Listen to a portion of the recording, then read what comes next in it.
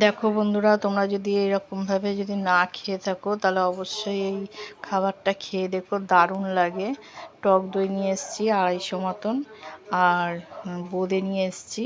আর দেখো এই টক দইটা দিয়ে আমি কিভাবে বানাচ্ছি।